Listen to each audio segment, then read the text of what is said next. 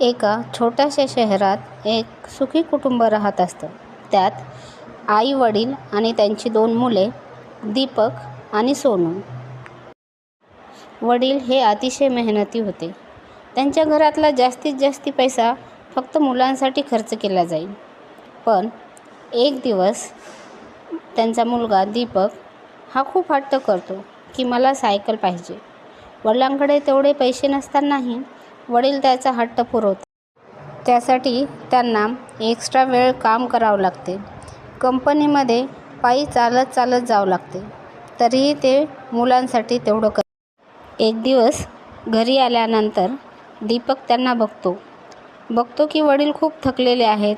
त्यांचे पाय सुजलेले आहे. तेव्हा दीपक त्यांना विचारतो, पप्पा, तुम्ही एवढे का बरं थकलेले दिसता? तुम्ही आमच्यासोबत खेळतही नाहीत. तेव्हा आई सांगते, बाबा रोज कंपनीतून पायी येतात, पैशांची बचत व्हावी म्हणून. दीपकला हे ऐकून खूप वाईट वाटते. त्याला वाटते की बाबा आपल्यासाठी एवढं करतात आणि आपण काहीच करत नाही. तेव्हा तो त्याच्या बहिणीसोबत ठरवतो की आजपासून आपल्याला जे खाऊसाठी पैसे मिळतात ते आपण वाचवायचे.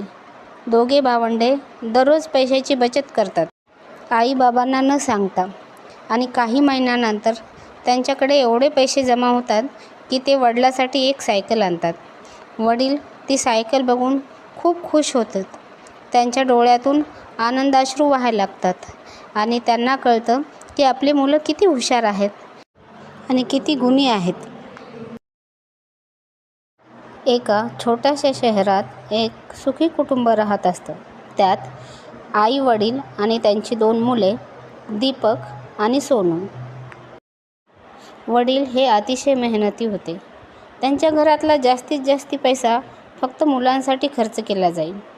पण एक दिवस त्यांचा मुलगा दीपक हा खूप हट्ट करतो की मला सायकल पाहिजे. वडिलांकडे तेवढे पैसे नसतानाही वडील त्याचा हट्ट पुरवतात. त्यासाठी त्यांना एक्स्ट्रा वेळ काम करावं लागते. कंपनीमध्ये पायी चालत जावं लागते. तरीही ते मुलांसाठी तेवढं करतात. एक दिवस घरी आल्यानंतर दीपक त्यांना बघतो की वडील खूप थकलेले आहेत. त्यांचे पाय सुजलेले आहे. तेव्हा दीपक त्यांना विचारतो, पप्पा, तुम्ही एवढे का बरं थकलेले दिसता? तुम्ही आमच्यासोबत खेळतही नाहीत. तेव्हा आई सांगते, बाबा रोज कंपनीतून पायी येतात, पैशांची बचत व्हावी म्हणून. दीपकला हे ऐकून खूप वाईट वाटते. त्याला वाटते की बाबा आपल्यासाठी एवढं करतात आणि